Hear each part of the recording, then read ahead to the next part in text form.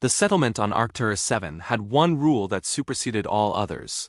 Never turn your back on a Velrathi cub during hunting season. Kayla broke that rule every single day. She walked through the crimson ferns of the eastern ridge, her boots crunching against the crystalline soil, humming an old earth tune her grandmother had taught her decades ago. Behind her, approximately 15 meters back and closing, moved a shadow that thought itself invisible. Rin was getting better. Kyla had to give the cub credit for that. 3 weeks ago, the young Velrathi had snapped every twig, rustled every bush, and breathed like a malfunctioning ventilation system. Now she moved with the fluid grace inherent to her species' apex predators whose hunting prowess had dominated their homeworld for millennia before they'd reached for the stars. The problem, Kayla mused as she pretended to examine a peculiar rock formation, was that Velrathi had never encountered humans before first contact. They'd never learned that humans had survived their own world not through claws or fangs, but through pattern recognition, peripheral vision, and the inexplicable ability to sense when something was watching them. Kayla could feel Rin's golden eyes boring into her back. The cub was perhaps 50 kilograms of coiled muscle, retractable claws, and predatory instinct wrapped in midnight blue fur that shimmered like oil on water, beautiful, deadly, and currently convinced she was the universe's greatest hunter. Interesting day for a walk, Kyla announced to the empty air, crouching to collect soil samples. Perfect temperature, low humidity, excellent visibility for miles around.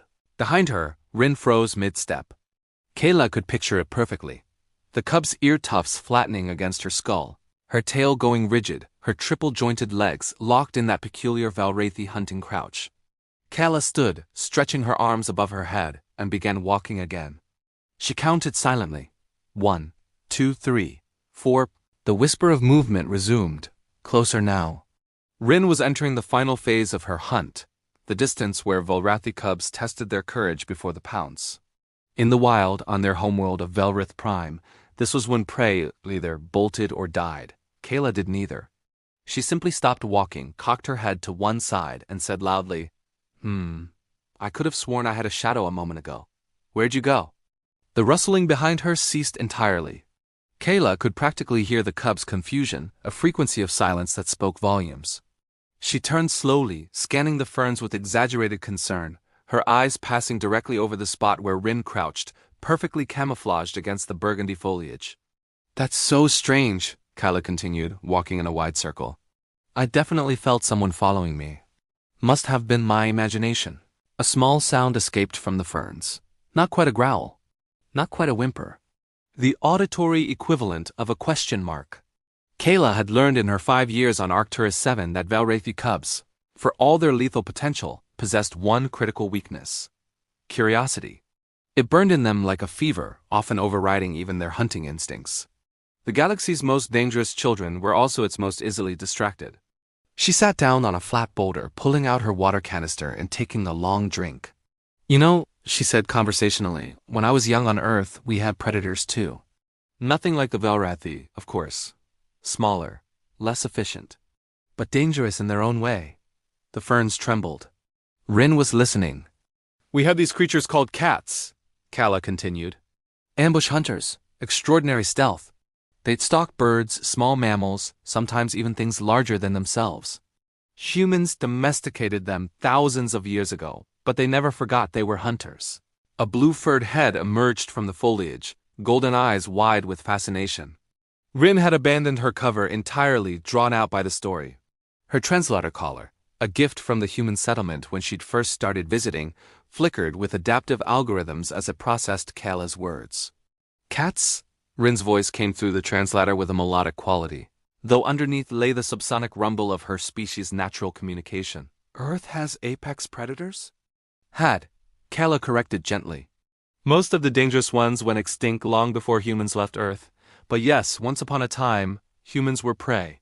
We were hunted. We were food. Rin crept closer, her hunting posture abandoned entirely in favor of the universal stance of an intrigued child. What happened? How did you survive? Kayla smiled. We learned to hunt back. Not with claws or teeth, we weren't built for that, but with tools. With cooperation. With persistence. She paused, letting the words settle. And with awareness. Humans became very, very good at knowing when something was hunting them. The cub's ear tufts drooped slightly. You knew? The entire time? The entire time, Kala confirmed. But you didn't run. Why would I run? Rin sat back on her haunches, tail curling around her body in the Velrathi expression of confusion. I'm a hunter. You're prey, that's how it works, is it? Kala stood, walking toward the cub slowly, non-threateningly. Rin, when we first met 3 months ago, you were half this size and kept tripping over your own feet. Do you remember what happened? The cub's fur rippled with embarrassment. You gave me food, and water, and fixed my injured paw. And every day since, you've hunted me. Every single day. And every single day, I've let you practice. Kyla knelt down, bringing herself to eye level with Rin. You're not hunting me, little one. You're learning from me. Learning what? That the best hunters know when not to hunt.